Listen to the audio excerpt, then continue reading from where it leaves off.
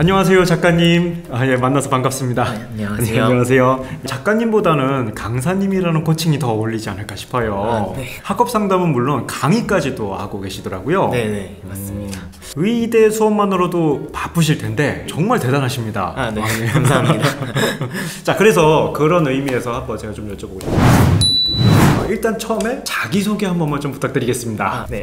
안녕하세요. 저는 중앙대학교 의대에 다니고 있는 임민찬입니다. 저는 현재 의대에 다니면서 의대생의 공부 생각이라는 인스타그램을 운영하면서 중고등학생들에게 도움이 되는 다양한 공부 정보를 전달하는 역할을 하고 있고요. 그리고 클래스 101이라는 강의 사이트에서는 우리 중학교, 고등학교 수능 그리고 내신 공부법을 다룬 강의를 만들기도 하였습니다. 이러한 다양한 입시 그리고 교육 활동을 진행하면서 현재 의대 공부에도 집중을 하고 있습니다. 일단 자기소개를 들었는데 정말 대단하십니다. 근데 진짜 궁금한 게 의대 딱 합격했을 때 주변 반응이 어땠는지 좀 들어보고 싶어요. 왜냐면은 사실 지방 일반고에서 그것도 인서울대학의 의대를 간다는 게 그렇게 여건이 잘 갖춰져 있는 건 아니라고 생각이 들거든요. 그래서 주변에서는 어떻게 얘기가 나왔는지 말씀 부탁드리겠습니다. 네, 사실 저는 전남 지역에 있는 일반고를 나왔기 때문에 중앙대 의대, 특히 이렇게 인서울 의대를 가는 선배들도 많지 않았고, 그만큼 제가 그 원서를 쓴다고 했을 때도 사실 학교 선생님들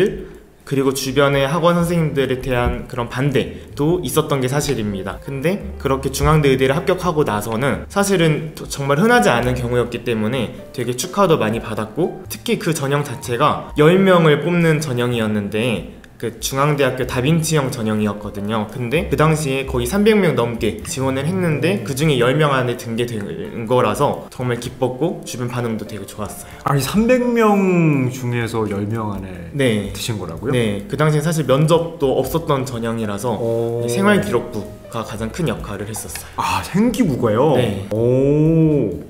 생기부 관리는 도대체 어떻게 하신 거예요? 생기부가 제가 알기로는 학교 선생님이 좀 이렇게 많이 리드를 해서 도와주시지 않으면 사실 관리하기가 그렇게 쉽지는 않거든요. 네, 그쵸. 어떻게 관리를 하셨길래 생기부 관리를 잘 하셔서 다빈치형에 이렇게 합격을 하신 건지 300명 중에서 10명 안에 들 수 있었는지 좀 알고 싶거든요. 사실 생활기록부 관리는 저 같은 경우는 따로 컨설팅을 받거나 그럴 여건이 되지 않아서 되도록 스스로 관리를 많이 하려고 했었는데요. 저는 항상 이제 두 가지를 학생들에게 조언을 하거든요. 첫 번째는 심화성이라고 항상 이야기를 하는 건데, 학생들이 의대나 뭐 서울대나 어쨌든 꼭 의대 목표가 아니더라도 최상위권 학생들은 뭔가 특목고 자사고 학생들보다는 더 좋은 생기부를 만들고 싶어 해서 1학년 때부터 심화적인 활동을 많이 채우려고 하는 친구들도 많아요. 사실 우리가 일반고에서 아무리 심화적인 활동을 하려고 해도 특목고 자사고보다는 심화적인 걸 할 수 없는 게 어쨌든 현실이거든요. 1학년 때보다는 2학년 때, 그리고 2학년 때보다는 3학년 때 점점 그 활동을 심화시켜 나가면서 다른 특목고 자사고 친구들보다 처음부터 심화적이었던 건 아니지만 내가 점점 학년이 올라갈수록 나 나름대로 심화적인 활동으로 발전시켜 나갔다, 나 스스로가 성장했다라는 걸 보여주는 것, 그게 첫 번째라고 생각을 하고요. 두 번째는 연결성이라고 하는 건데, 사실 요즘 입시가 워낙 더 치열해지다 보니까 이미 학교에서 좋은 활동을 만들어주는 경우도 많고, 학생들이 자신의 주관적인 의지보다는 누군가가 시켜서 그 활동을 하게 되는 경우가 많기 때문에 생활기록부에도 그런 게 드러날 수도 있단 말이에요. 그래서 그게 아니라 내가 1학년 때부터 3학년 때까지 아무 생각 없이 한 게 아니라 나만의 주관을 가지고 내가 1학년 때는 이런 활동을 해봤는데 2학년 때는 1학년 때 했던 그게 더 궁금해서 이런 활동을 해봤고, 3학년 때는 이거랑 관련해서 내가 이런 자료 조사까지 하면서 절대로 누군가가 시켜서 한 게 아니라 내 의지대로 연결해 나갔다 라는 걸 보여주는 그 두 가지가 중요하다고 생각을 합니다. 한마디로 자기 주도적으로 연결해서 더 깊게 들어가는 거를 보여줘야 한다. 네, 맞습니다. 그런 말씀이시죠.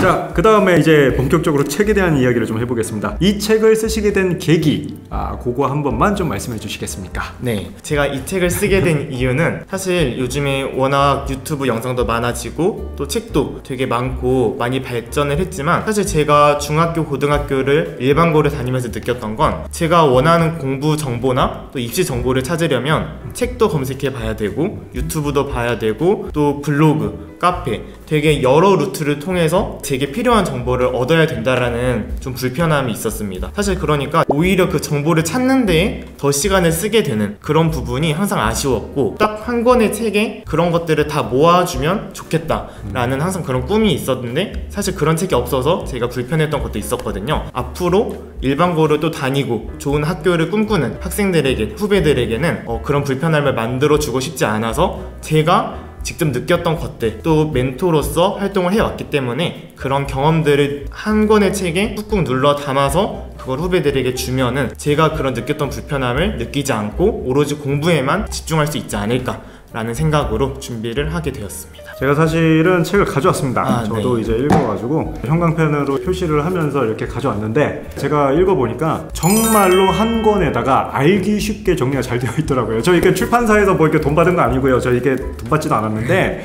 읽어보니까 진짜 잘 나와 있어요. 그래서 학부모님이 읽으셔도 좋을 것 같고, 아니면 학생이 직접 읽어도 전혀 문제가 되지 않는다. 예, 이게 막 그렇게 어렵게 나와 있는 게 아니니까 중학교 때 미리 한번 고등학교 올라가기 전에 읽어보는 것도 좋지 않을까, 이런 생각이 듭니다.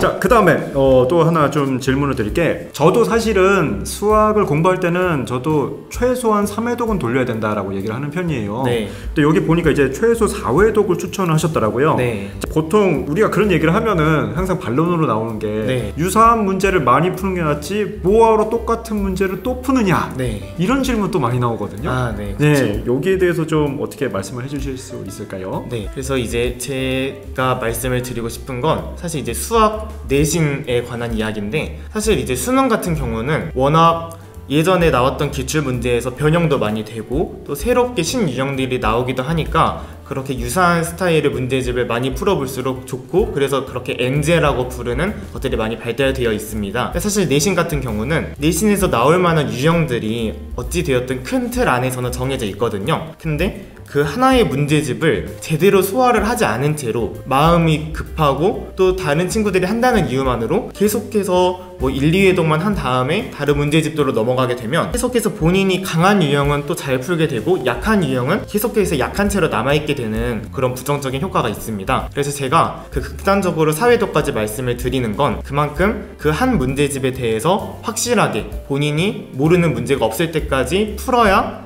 그 나머지 문제집을 풀 때도 내가 어떤 유형은 약하고 어떤 유형은 강하고 그런 것 없이 똑같이 한 문제집에서 공부했던 유형들을 더 확실히 적용하는 연습을 할 수 있다라는 관점이고, 저 역시도 내신 기간 때 되게 유사한 문제집을 많이 풀었지만은 그 한 문제집에 대해서 최소 3회독, 4회독을 진행하면서 공부를 했다, 이렇게 정리를 할 수 있습니다. 한마디로 3회, 4회 이 숫자가 중요한 게 아니라 완벽하게 떠올릴 때까지 공부를 해야 되는데, 제대로 정확하게 하는 게 아니라 요렇게 풀었던 것 같아, 요 정도만 되면은 바로 다음으로 넘어가는 경우가 많거든요. 맞습니다. 그래서 그렇게 하지 마라. 네. 맞습니까? 네, 맞습니다. 좋습니다.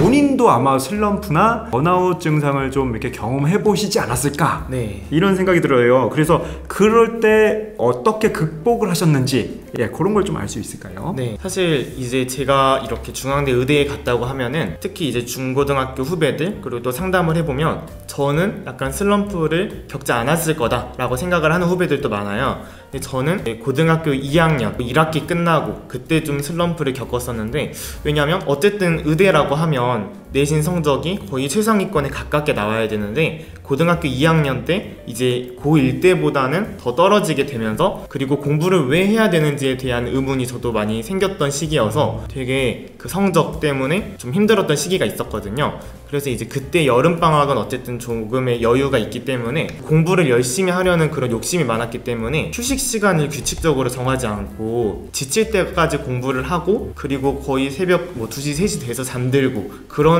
패턴이 계속 반복되다 보니까 뭔가 공부에 대한 회의감을 많이 느꼈었던 것 같아요. 그래서 이제 그 이후부터는 가장 먼저 했던 거는 공부를 할 때 규칙적인 휴식을 갖는 거였고, 사실 규칙적인 휴식을 갖는 건 보통 저는 2시간 공부를 하고 한 10분 쉬고 1시간 공부를 하고 10분 쉬고 이런 식으로 진행을 했었고요. 그리고 이제 제가 했던 것 중에 또 하나는, 사실 제가 평소에 어쨌든 제가 중학교 때부터 좋아했던 게 뭐 영화를 보는 거랑 막 맛집 이렇게 찾아다니는 거 이런 것도 좋아했었거든요. 근데 그거를 고등학교 때 공부를 하겠다는 생각 하나로 아예 그런 것들을 끊어버리다 보니까 오히려 더 지치고 그런 것들을 너무 잊고 지내지 않았나, 그런 여유도 필요한데 라는 생각이 많이 들었습니다. 그래서 그 여름방학 때는 아예 하루를 공부를 하지 않고 제가 그동안 못했던 것들을 하면서 풀어보는 시간을 가졌고요. 공부가 물론 중요하고 공부를 열심히 해야 되는 시기는 맞습니다. 근데 한번 슬럼프가 강하게 오면 거기에서 헤어나오지 못하고 계속해서 성적이 낮아지는 경우도 많아요. 그러지 않기 위해서는 공부를 열심히 하되 규칙적인 휴식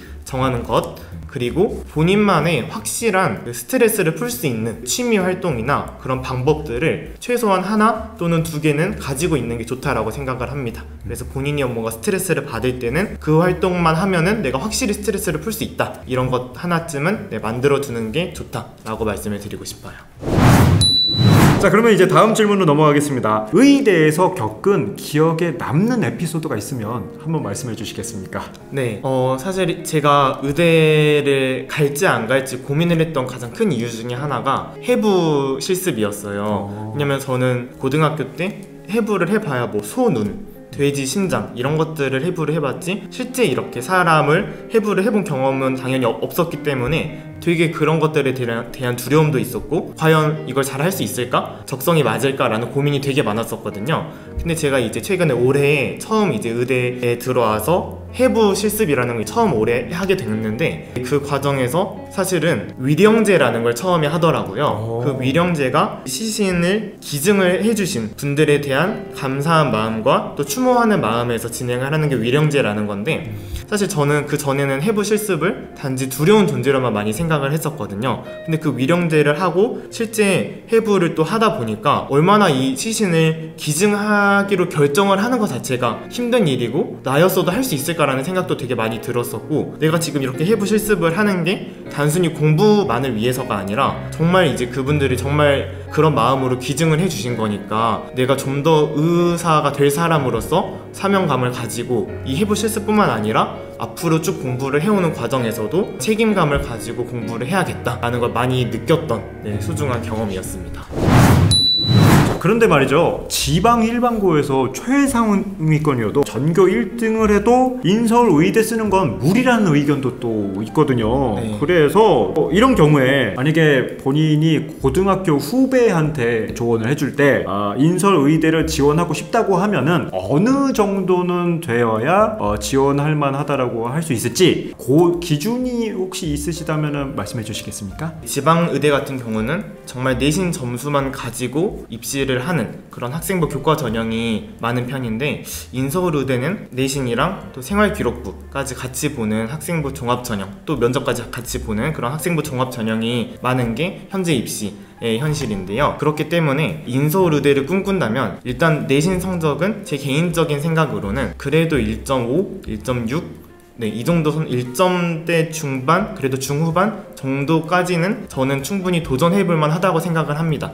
왜냐면 아예 교과 전형이라고 하면 내신이 본인보다 잘 본 학생들에게 밀릴 수 있죠. 하지만 인서울 의대에서 보는 학생부 종합 전형 같은 경우는 그 학교에서 뽑고 싶어하는 학생은 1.0이랑 1.6 이 두 학생을 놓고 봤을 때 1.0이 더 공부를 잘하니까 얘를 뽑아야겠다, 그게 아닙니다. 사실은 1.0이나 1.6이나 둘 다 어느 정도 공부는 했던 얘구나, 이건 기본으로 들어가는 거고, 종합 전형에서의 핵심은 결국 생활기록부가 교과 전형과의 차이잖아요. 그렇기 때문에 생활기록부 같은 경우는 제가 앞서 말했던 연결성, 심화성을 포함해서 잘 살려보는 게 중요하고, 특히 학생들에게 말씀을 드리고 싶은 건 내신을 1.5, 1.6까지는 유지를 하되 학생들이 의대라고 하면 일단 내신 성적이 중요하다는 생각으로 생활기록부 관리를 좀 소홀히 하는 친구들도 있고, 특히 의대랑 관련이 있는 이과 계열인 수학, 과학만 좀 더 신경을 쓰고 국어, 영어 그리고 다른 과목은 소홀히 하는 경우가 있거든요. 중앙대학교 다빈치형 인재 전형 예시를 하나만 들어보면은 총 5가지 평가 항목 중에서 성적이 20%고 리더십이라는 게 20%가 있고 또 통합 역량이 20%가 있었어요. 그 말은 통합 역량은 한문, 예체능, 기술과정 이런 다른 부분에서도 열심히 하는지를 보겠다는 거고, 그리고 리더십은 이 학생이 반장 또는 학생회장, 학생회, 동아리 반장 이렇게 다양한 리더십을 보여줬냐는 거거든요. 그렇기 때문에 아예 평가 요소에도 이렇게 있다는 건 학생들에게 꼭 말을 해주고 싶은 건 내신이 전부가 아니라 생활기록부가 그만큼 중요하고 의대랑 관련된 것만 챙기는 게 중요한 게 아니라 이미 심화적으로 하는 친구들은 많고 거기에서 하나 더 차별화가 되려면 다른 부분까지도 잘 챙길 수 있는 그런 모습을 보여준다면 충분히 일반고에서도 인서울의대가 불가능한 게 아니다, 도전해볼만 하다라고 저는 생각을 합니다. 그렇네요. 그 전형에 따라서 조금 더 거기에 맞춰서 정성평가에도 좀 노력을 기울이는 게 어떨까 하는 생각이 듭니다. 솔직하게 같은 학과에 강남 출신이 더 많죠? 네, 맞습니다. 사실 강남, 목동 이렇게 원래 집이 서울이거나 서울에 있는 그런 유명한 고등학교 또는 학원 출신의 학생들이 많은 게 맞습니다. 그래서 처음에 본인이 일반고에서 또는 이렇게 지방에서 서울이 아닌 곳에서 의대에 입학을 하게 되면 이미 다른 친구들은 서울에서 원래 살아왔던 친구들이 많기 때문에 아직 자신은 서울에 대해서 낯설기도 하고 또 이러한 의대 분위기에 있어서 낯설게 느낄 수도 있습니다. 하지만 제가 실제로 의대에 다니면서 공부를 해보니 의대 공부 같은 경우는 어쨌든 기본적으로 암기해야 될 부분이 많고 중간고사, 기말고사가 있고 시험이 계속해서 반복되고 있는데 그러한 부분을 봤을 때는 공부를 할 때 정시 공부가 아니라 실제로 내신 공부를 하는 것처럼 하나하나 암기를 하고 암기법을 또 만들어내야 되고 또 관련된 기출문제들을 풀어보고 결국에 내신과 더 가까이 닿아 있는 게 의대 공부거든요. 그래서 사실은 이렇게 지역에 있는 일반고 학생들도 물론 처음 갔을 때는 서울 출신 학생들이 더 많을 수 있겠지만 그런 거에 절대 걱정할 필요 없이 오히려 의대 공부에는 더 도움이 될 수 있는 부분이 있으니까 의대라는 목표를 잘 가지고 열심히 공부를 해주시면 될 것 같습니다. 정말 좋은 말씀 감사합니다. 그러면은 제가 이런 거 하나만 좀 여쭤볼게요. 뭐냐면은 의대를 지망하는 학생들에게 이 책만큼은 꼭 읽어봤으면 좋겠다, 딱 한 권만 뽑는다면 어떤 게 있을까요? 네, 사실 제가 의대를 꿈꾸면서 의대와 관련된 그런 책들을 많이 읽었는데 제가 정말 의사가 되어야겠다 라고 다짐을 하게 된 책은 만약은 없다 라는 책인데요. 사실 지금 중고등학교 시기에 의학적인 지식을 다루는 책을 읽는 것도 물론 생활기록부에 잘 녹여낼 수 있기 때문에 도움이 될 거예요. 근데 이 책은 실제 의사 선생님이 응급의학과, 특히 응급의학과라고 하면 다양한 환자들을 만나게 되는 그 상황에서 실제 죽음을 많이 목격을 하기도 하고 심리적인 것들을 많이 느끼기도 한다는 말이에요. 그래서 그런 실제 의사로서의 삶, 그리고 의사가 느끼는 그런 심리적인 갈등, 그런 것들을 정말 생생하게 느낄 수 있는 책이어서 원래는 그냥 의사가 단순히 돈도 많이 벌고 좋은 직업이라고만 생각을 했었는데 그게 아니라 정말 책임감과 사명감이 필요하고 나 또한 의대라는 목표를 결정하는 데 있어서 단순히 어떤 안정성, 돈만 보고 결정을 할 게 아니라 그런 책임감이 필요하겠구나, 내가 정말 의대에 가서 그런 의사가 돼야겠구나 라고 다짐을 했던 책이었습니다. 그렇군요. 네. 좋습니다. 의대 가시기 전에 꼭 한번 읽어보시기 바랍니다. 자, 마지막으로 제가 질문을 좀 던지겠습니다. 의대에 가고자 하는 일반고 학생들에게 한마디 해주신다면? 사실 일반고에서 의대를 간다고 하면 주변에서 좀 힘들다, 좀 어렵지 않겠냐 라는 시선이 물론 존재하고 저도 그런 시선을 많이 느꼈습니다. 하지만 실제로 여러분이 보다시피 저도 지방 일반고에서 의대 입시에 성공을 했고 실제 의대에 다니고 다른 의대 친구들을 만나봐도 일반고 출신의 학생들이 되게 많습니다. 그렇기 때문에 절대로 내가 일반고인데 의대에 과연 내가 갈 수 있을까 라는 의문보다는 오히려 내가 일반고에서 의대에 갈 수 있을까? 라고 의심을 하고 우려를 하는 그런 사람들에게 내가 당당히 의대에 합격해서 보여주고 증명해내겠다 라는 생각으로 공부에 집중을 해주시면 분명 좋은 결과가 있을 거라고 생각을 합니다. 자, 여러분 이야기 어떻게 재밌게 들으셨나요? 우리 제우스 북카페에서 하는 이벤트 임민찬 작가님께서 직접 소개해 주시겠습니다. 제가 준비한 이벤트는 바로 이 책 의대 합격 고득점의 비밀을 10분에게 나눠드리려고 하는데요. 우선 이 책 같은 경우는 제가 앞서 말씀드렸다시피 정말 제 후배들을 생각을 하면서 저만의 내신 수능 공부법, 그리고 각종 공부, 또 슬럼프를 극복하는 생활 노하우 까지 다 담아둔 책이고, 특히 면접, 또 실제 제 생활 기록부가 들어간 생기부 관리 방법까지 녹여낸 한 권의 책입니다. 그래서 이 책을 정말 제가 후배들을 생각하는 마음으로 썼기 때문에 이 영상을 보신 학부모님들 또 학생들을 위해서 총 10분께 제가 일주일 동안 이벤트를 한번 진행을 해보려고 하는데요. 댓글로 오늘 이렇게 제 영상을 보시고 제가 말씀드렸던 이야기 중에 정말 기억에 남았다, 마음에 와닿았다 하는 내용이 있다면 그걸 댓글로 편하게 남겨주시면 그 중에서 10분을 추첨해서 제 책 의대 합격 고득점의 비밀을 드리겠습니다. 네, 많은 참여 부탁드립니다. 예, 참여 부탁드리겠습니다. 감사합니다. 네, 감사합니다.